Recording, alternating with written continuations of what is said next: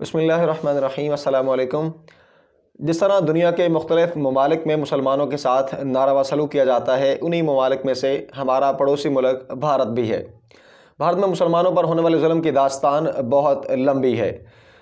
अब बात करेंगे, गुज़श्ता रोज़ भारतीय फिल्म इंडस्ट्री के मारूफ और सीनियर अदाकार नसीरुद्दीन शाह ने मुल्क में मुसलमानों के खिलाफ होने वाले जुल्म व सितम पर कहा कि अगर मुहिम इसी तरह चलती रही तो मुल्क में खाना जंगी का खदशा है।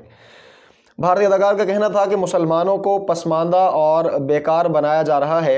मुसलमानों को कुचला जाएगा तो वो लड़ेंगे। मुसलमान अपने बच्चों और अपने ख़ानदानों का दिफा करने के लिए लड़ रहे हैं। इसी तरह अगर मुहिम चलती रही तो भारत में खाना जंगी का खदशा है।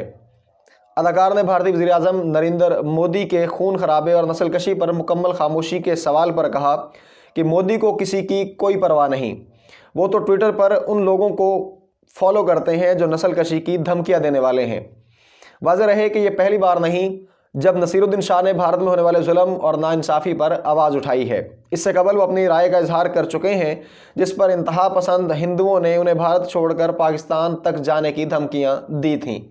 भारत में होने वाले इस जुल्म पर पूरी दुनिया खामोश है, लेकिन ये जुल्म कब तक जारी रहेगा? नरेंद्र मोदी का किरदार सारों के सामने है। नरेंद्र मोदी का किरदार यकीनन गुजरात की एक बड़ी दास्तान की सूरत में भी तारीख गवाह है कि उसके नरेंद्र मोदी ने किस तरह से गुजरात में मुसलमानों पर जुल्म किया था।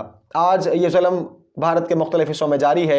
हम भारत में मुसलमानों पर होने वाले जुल्म की मजम्मत करते हैं और ये मुतालबा करते हैं अक़वाम मुत्तहिदा से कि इस जुल्म व बर्बरियत की दास्तान को रोका जाए। आइंदा इंशाअल्लाह एक नए टॉपिक के साथ आपकी खिदमत में हाजिर होंगे। तब तक के लिए अस्सलामु अलैकुम।